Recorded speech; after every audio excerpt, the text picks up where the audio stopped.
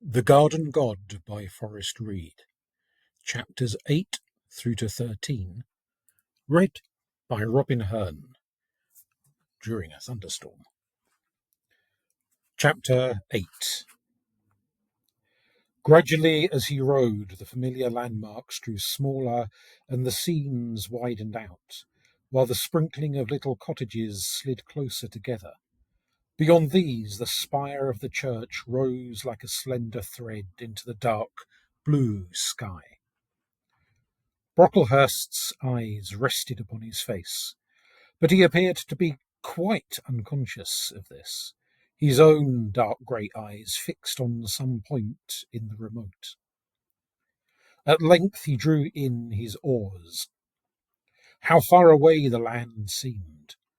All around sea, sea unspotted by a single sail, sea stretching from world to world.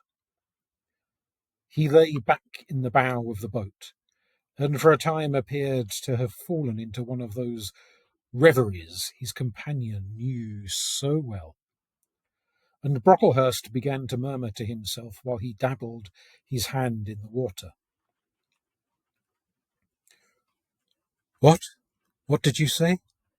At the sound of his friend's voice breaking through the fine meshes of his dream, Graham roused himself and made a movement to sit up. Brocklehurst smiled. Nothing. I was only talking to myself." Graham looked at him. Doesn't it seem as if we were quite out of the world here, Harold? We shall never be more alone together than we are now. I can hardly remember when we came. Do you think we shall ever go back?" "Perhaps the sea round Ireland is haunted, like the sea of the ancient mariner." "And the sea across which Odysseus sailed.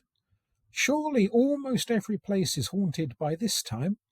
If we rowed on a little further, we might come to Circe's island, or to the land of the Lotus Eaters, or to the home of Nausicaa." And even while he spoke, they seemed to drift into a stiller air. Or was it his fancy? His thoughts seemed to be borne into his mind from somewhere far away, and the faint lapping of the water against the boat recalled to him his dream. "Last night I went back there, Harold. I found the old way. Shall I tell you? You remember the curious dream that filled up so much of my life here? I think it must be beginning to open out again." "You mean about the boy whom you used to fancy as being in some way connected with me?" Graham met his eyes. "Are you quite sure he wasn't?" he asked softly. "You must tell me, because just now, somehow, I am not quite certain myself." "What has changed you, then? You used, to be sufficiently sure. Do you remember the day I found you out in the fields?" "The day you came to me? You came when I called." "Well, you were very certain then, weren't you?" He laughed a little at the other boy's gravity. "That was the beginning," Graham murmured. "Do you know that from that day until last night I have never dreamed of you, nor of the place where I used to find you? Never, till last night." "And last night you did?" Graham glanced up at his companion. "It all came back," he answered simply. "You were there, just as before I went to school. But changed. A little changed." He tried to remember. "I can't exactly say what the difference was." He went on slowly, turning it over in his mind. Then he paused in his effort to puzzle it out.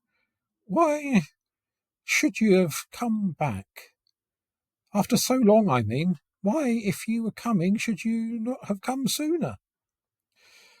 I can't tell you," smiled Brocklehurst. "Perhaps if you had asked me last night—" "You would have told me?" "You did tell me, but I don't remember what you said."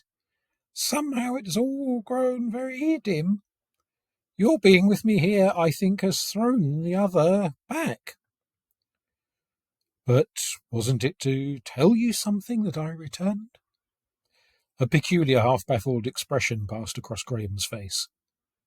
I thought I was going to remember. He sighed. But it has quite gone again. I suppose I shall never know now.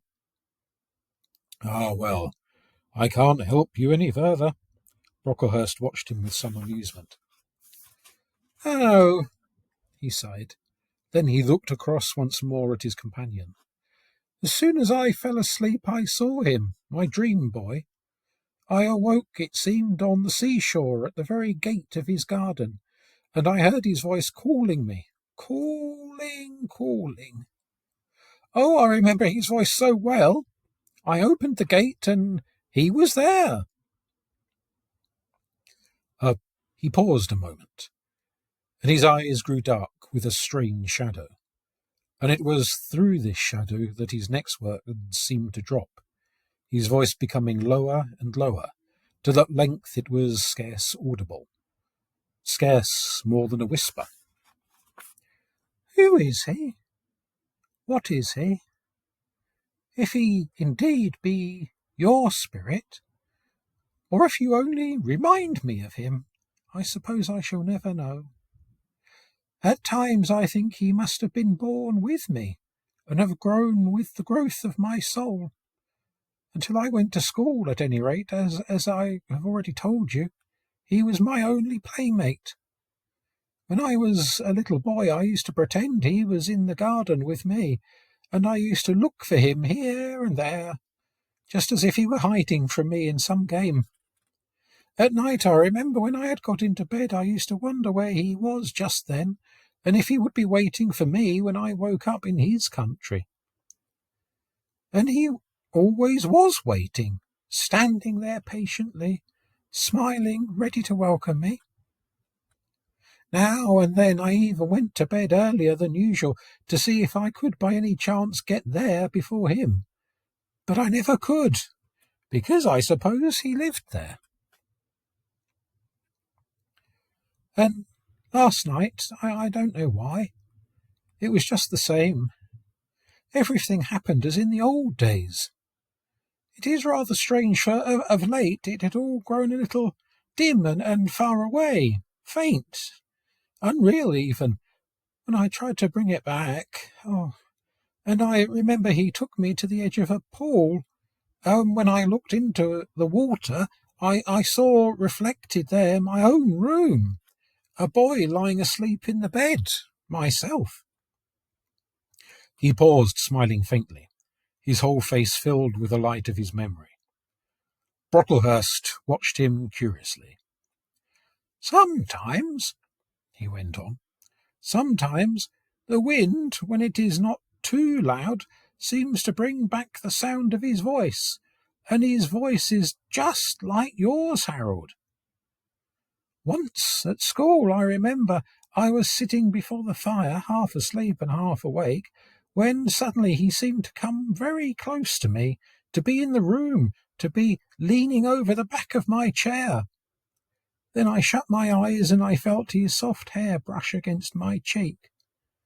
And I waited. And oh, I felt so happy. All at once the door opened and you came in, and you leaned over my chair just as he had done, while you talked to me. You are making me feel very jealous, said Brocklehurst with pretended seriousness. I expect you like him much better than you like me. There is no difference, except... He stopped short while Brocklehurst began to laugh. Well, what were you going to say? Graham coloured a little. Let us change places. You can row back. Brocklehurst obeyed him, but he still kept his eyes fixed on Graham's face. What is the difference? He persisted. What were you going to tell me? Nothing. Nothing, Graham answered almost confusedly. It is just in his manner. That means, I suppose, that he is nicer after all. No, it doesn't mean anything of the kind. Well, it must mean something, you know. And if not that, why are you afraid to tell me? I'm not afraid to tell you. It means just that he likes me. He gazed down through the water. Brocklehurst regarded him a little strangely. For a moment he seemed about to speak, but in the end, without saying anything, he dipped his oars and began to row back. A silence followed. Where shall we go now? Brocklehurst asked gently. The boat was heading for the cliffs which rose dark and naked out of the clear water. There is a little place to the left where I think we can land if you would care to bathe. Brocklehurst brought the boat round to the desired spot, and they scrambled out onto a broad, flat shelf of rock, where, having made fast the rope, they sat for a while dangling their feet over the edge. The sunlight made the water very clear and tempting. Floating faintly through the still afternoon came the notes of the church clock. From everywhere the salt, invigorating smell of seaweed, just uncovered by the ebb tide, was blown into their faces, and long trailing branches of it, golden brown and grass green in the sunlight, rose and sank with the swell.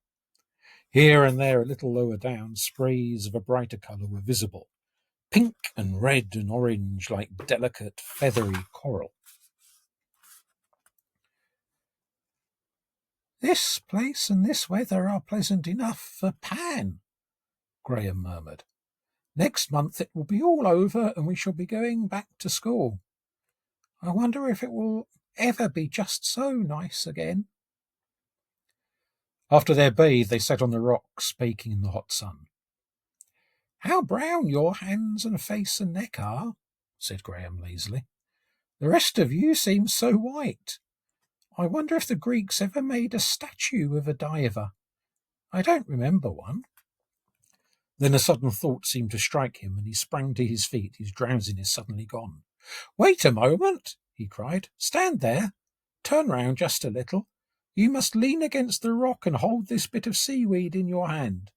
And you must cross your feet like that. Oh, if you just had pointed ears or the least little bit of a tail. A fawn, a young woodland fawn. You are far nicer than the statue. And a look almost of wonder came into Graham's face. Next, making him sit down, he put him in the posture of the spinario, his old favourite, and then raising him to his feet once more, he made him stand like the praying boy of the Berlin Museum, the adorante, his face and hands uplifted to the joy of the morning. And now, what else? He murmured. You are too young for an athlete. Your body is too slender. I will make you into a youthful Dionysus instead. Let me put this seaweed in your hair. It is a wreath of vine. He placed him so that he leaned against the black, smooth rock, and the soft melting lines of the boy's body shone out with an extraordinary beauty from the sombre background. Graham paused for a moment and, stepping back, shaded his eyes with his hand while he gazed fixedly at his work. A faint colour came into his cheeks and he advanced again. Very gently he pulled the brown waving hair over the boy's forehead, and a little lower still, giving to his face a more feminine oval, like that of Leonardo's Bacchus. He pulled his head, too, slightly forward, bending it from the shapely neck, and with the delicate fingers he half lowered the lids of the dark, clear blue eyes, till the upper lashes, long and curling, cast a shadow on the cheek below, and he parted the lips ever so softly, till a strange, dreamy smile seemed to play upon them. The accuracy of his touch almost startled him, and his colour deepened as the boy's beauty flowed in upon him, filling him with a curious pleasure. He laughed aloud. You are just like one of the young gods, he cried. I wonder if you really are one. Perhaps if we stay much longer we shall draw the others down from heaven. Isn't that what you would like? I expect you still, deep down, have a kind of faith in them. Ah, how can I help having faith when one stands living before my eyes? All hail, dear Dionysus, child of fire and dew and the creeping delicate vine! Should we not offer up a sacrifice, Harold? I have nothing here but these dry sea flowers which I gathered from the rock, but it is into the heart of the giver, and not at the gift that the gods look. Let us offer our slender garland to the presiding deity of this place. He knelt down and laid the few sea pinks, and the seaweed with which he had adorned his friend, on a little shelf of rock. That is the altar, he said, smiling, but more than half serious. And he took Brocklehurst's hand and pulled him down to kneel beside him while he prayed. What god shall I give them to? He whispered. You see, they have so few worshippers left that they may be a little jealous of one another. We do not want the waves to rise up against us as they rose up against Hippolytus. Give them to the unknown god. Hush, they will hear you. They must be drawing very near. O gods of Hellas, if anything in our lives have found favour in your sight, accept this, our gift, which, though it be poor, is given with our love. And we beg that you will grant to each of us that thing which may be the best for him. Harold, need we anything more? The prayer, I think, is enough for me. Chapter 9. He could not quite say how it had happened. It had come so suddenly. And now, a few steps behind the others, he was walking toward the house. He had a feeling of sickness, of horror, a helpless misery, the meaning of which he shrank from realizing, darkened his mind. Only he remembered. He could not help remembering. It was there before him with a curious vividness. The light of the afternoon sun on the long white road, the glare, the heat, something dark and motionless stretched in the dust. Still, very still. Brocklehurst had been walking a few paces behind him, and close to the hedge. He had been pulling some wildflowers. A few had been scattered about him as he lay there on the road, so strangely quiet and white, a thin stream of red blood creeping through his hair and widening out, forming a little patch of mud. And when he had lifted him, the curious whiteness of his face. Yet in a way he had escaped wonderfully. None of the wheels had touched him, just that single kick a little above his left ear. They had been walking slowly, Brocklehurst close to the hedge, he, Graham, in the middle of the road, when the terrified horses had come dashing round the corner, the drag swaying violently behind them, one of the reins hanging broken and useless. He remembered jumping to one side. His foot had slipped on something and he had fallen, the dust, the noise, a wheel just touching his coat as he rolled himself out of the way. He knew now that Brocklehurst had sprung at the horses' heads, had given him, it might be, that one extra moment. And now it was all over. Their long afternoon in the boat, on the rocks, their little act of pagan worship. All that had been this afternoon, and it was over. He was walking, a few steps behind the others, up the avenue towards the house. Chapter 10. Night, at last. Everyone at length gone away. Everything arranged, the house still and solemn. His father had left him alone for a little with the dead boy. At last. His sorrow, which before the strangers he had kept swallowed down, he need hide no longer. There was no one to hear, no one to see, and he knelt beside the bed and stroked the smooth, cold cheek. He kissed the cold mouth, and stroked the soft dark hair from which all stain had been washed, and he put his arms about the body, and he remembered the boy as he had stood before him that afternoon in all his wonderful beauty. His tears fell fast and blindingly. The sobs rising to his throat almost choked him.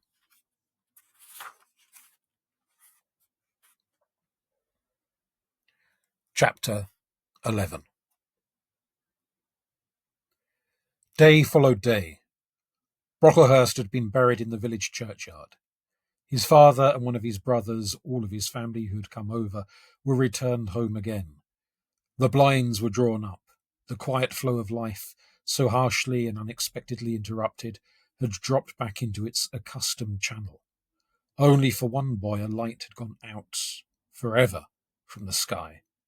A glory and a beauty, as he had known them once, had vanished from the world.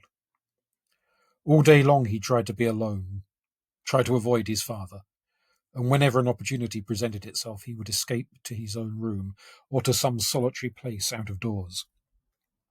It was almost as if he were afraid of human companionship, afraid of the sound of his own voice, and a curious unwillingness to mention Harold's name, or to allude to him in any way whatever, seemed to have taken possession of him, though he spent daily a longer and longer time at the boy's grave, remaining there for hours, until his father, who knew of these visits, grew anxious for his health, and wished to take him away from home, offered to take him abroad, France, Italy, Greece, anywhere he liked. But Graham pleaded so desperately to be allowed to stay where he was that Mr. Iddesleigh had not the heart to refuse him, feared indeed that in his present state of mind it might do him more harm than good. Little wonder that the boy's health began to give way, that he looked so pale and tired. The holidays were now almost over, but as yet nothing had been said about his going back to school, though Graham himself lived in secret dread of what he knew could not be put off for much longer. How, on the other hand, could he possibly resume the old life? The thought of what had been and never could be again. Oh, that he felt he should not be able to bear. The dreariness, the loneliness, the hopelessness. Doubtless when he had first gone to school he had also been alone. But the difference now would be incalculable. There were days, in truth, when it almost seemed to him that it would have been better if he had never been given his happiness, since so soon it was to be snatched from him. And even though deep in his heart he knew he would not forget it, if he could, there were days when he thought it would be well if the past could be effaced from his mind, rubbed out as figures are rubbed from a child's slate. One afternoon he was sitting with his father in the library. It had been raining for the greater part of the day, and a fine drizzle was still falling, though the sky was beginning to clear. It had been raining, and the soft sound of the rain, the soft dripping sound and the sight of the blurred landscape, had somehow a soothing effect upon him. On his knee he held an open book cover, over which his head was bent closely. A lassitude, mental and physical, was visible in his every little movement, even in the way he sat, and between his eyes and the printed page he looked at, there floated a dead boy's face. A physical weakness weighed heavily upon him, a kind of stagnation of the very sources of his life, the vital element sapping all power to rise above a certain fixed and gloomy train of thought. It was as if some spring within him had been choked up, dried up. It was finished. Finished. Finished. The word repeated itself wearily in his mind, like the monotonous beating of a metronome. He felt hot and feverish, and there was a dull pain at the back of his head. It was almost as if he was sickening for something. Tired out, for his sleep of late was become very restless and broken. Presently he fell into a kind of doze, from which he awoke, and a few minutes later to find his father gazing anxiously at him. And with sudden contrition he saw how selfish he had been in giving way thus to his grief. "Are you very tired?" Mr. Idsley asked gently. "Come over here and sit by me." He drew his son to him as he spoke, and Graham sat down on a stool at his feet. "What were you doing all this morning? Were you in the cemetery?" Graham nodded. Mr. Idsley laid his hand on the boy's head. "You go there so often," he expostulated.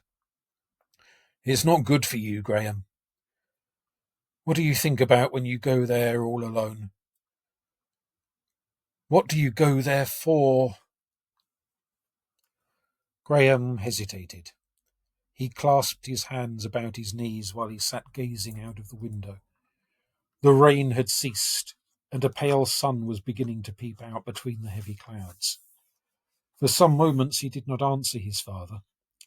The familiarity of everything about him was borne into his mind. How often he and his father had sat just as they were sitting now, in this same room. It seemed to him that his life had been moving in a circle, and that he was beginning to return on a path he already knew. For a little, the wings of some great spirit had drooped softly about his head. "Too like the lightning." His eyes filled and he bent down to hide his face. "What is the matter?" Mr. Isley asked, but still without getting any reply. "Tell me, Graham, are you thinking about Harold?" "Do you wonder I never speak of him?" "Is it too near? But your silence makes you brood over it all the more." "I cannot help thinking of him," Graham whispered. "He gave me his life." He rose from his stool and, walking to the window, pressed his forehead against the cold glass. The rain was still dripping from the trees, and there was a damp smell in the air, but the sky was clearing and the sun was growing stronger and stronger. Presently, and without further word, the boy left the room.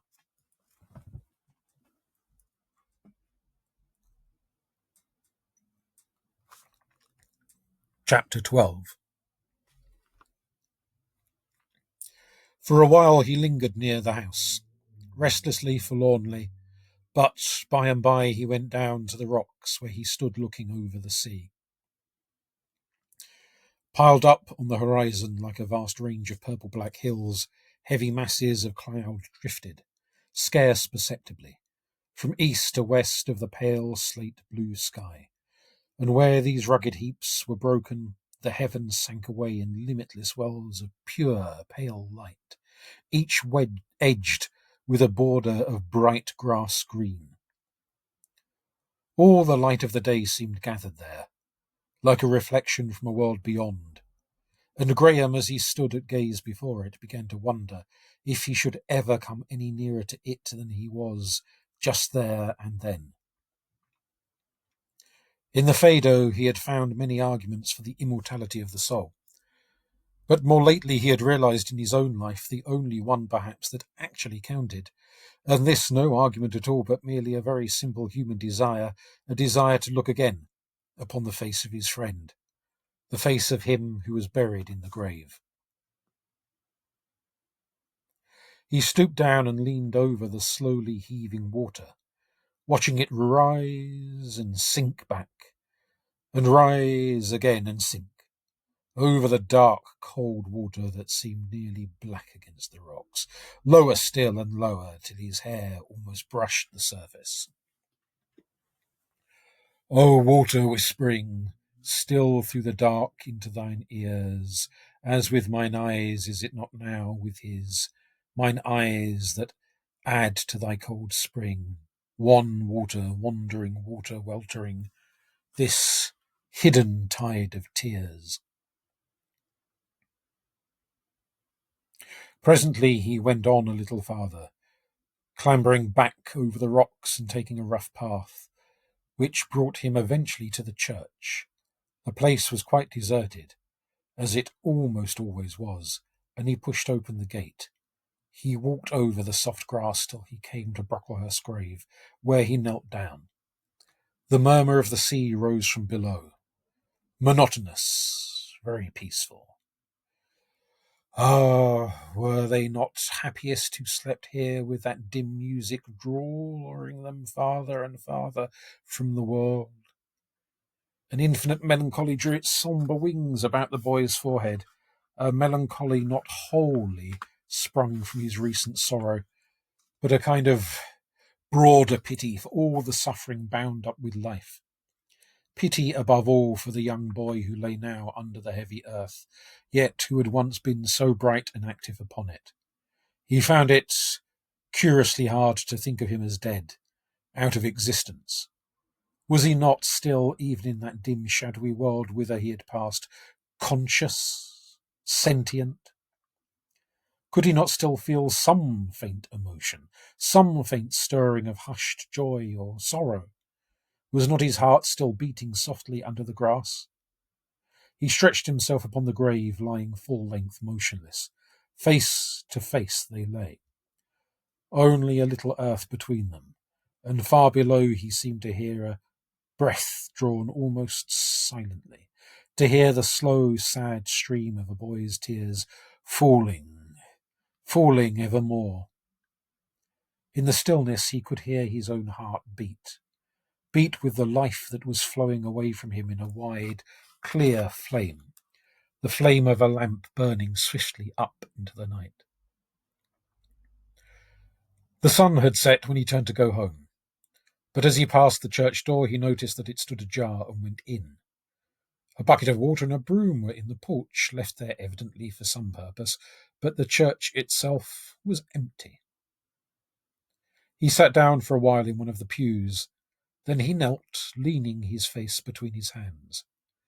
A strong desire to pray had come over him, but pray to whom? Was this then at last to be the hour of the unknown God?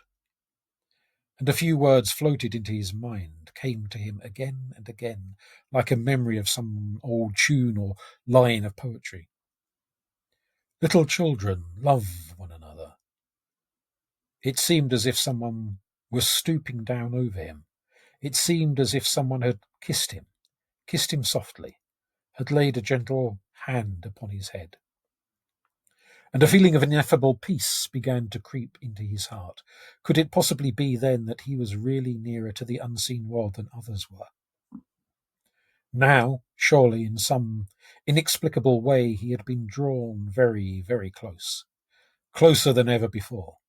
He had a sense that something was about to happen, and that it would be something great, momentous, supreme. It was as if he were upon the eve of some stupendous discovery.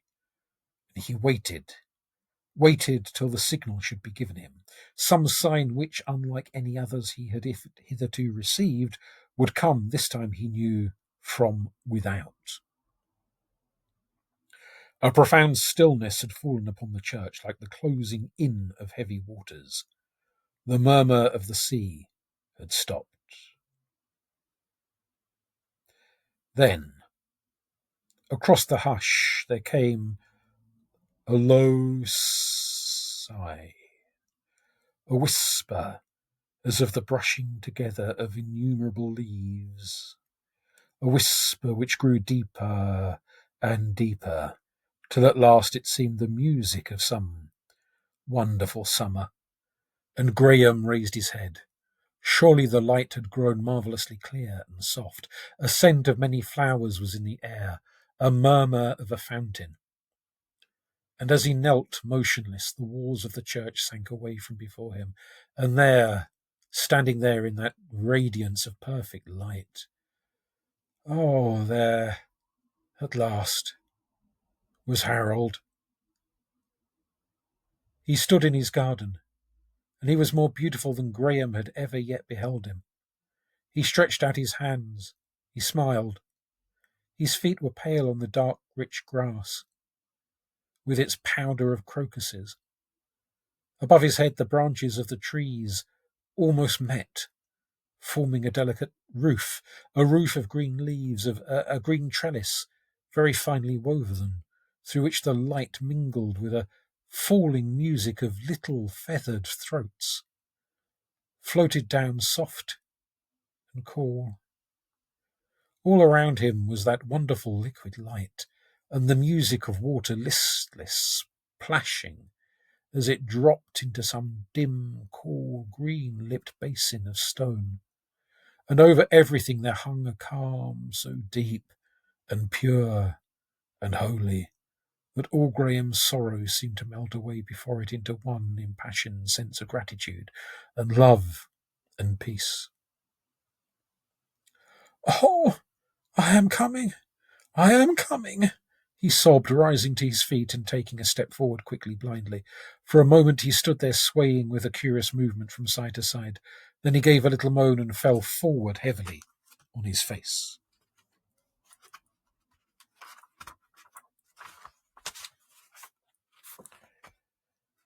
Chapter 13. When he opened his eyes, he was lying in bed in his own room. The light was darkened. There was a faint smell of drugs in the air, and a figure was moving noiselessly about, preparing something at a small table. He had been ill then, but for how long? He heard a slight noise as of the door being very carefully opened, and he saw his father come into the room, walking on tiptoe. Graham kept his eyes closed that they might not know he had awakened. Things were beginning to come back to him, and for just a few minutes longer he wanted to keep that cool darkness about him. He felt a strange languor through all his body. He felt too weak to do anything but lie there in the softened lights and in the twilight of his soul. It would be soon enough to awaken in a little. Not just yet, in a little. And all that was 30 years ago. His father was long dead. Everyone was dead. Dawn had crept into the room, grey and ghostly. He shivered and looked round. His letter unfinished lay there on the table. Everything seemed cold, desolate, lifeless. He got up and stretched himself, for he felt stiff and cramped. Scarce worthwhile now to go to bed. He walked over to the window and looked out into the breaking day. The world seemed very old and cheerless. Was it the chill of approaching age in his own blood, he wondered, that made him find it so?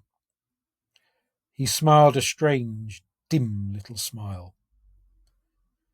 Best, then, to sit by the fire and doze. He came back to the table and, leaning over it, buried his face in his hands.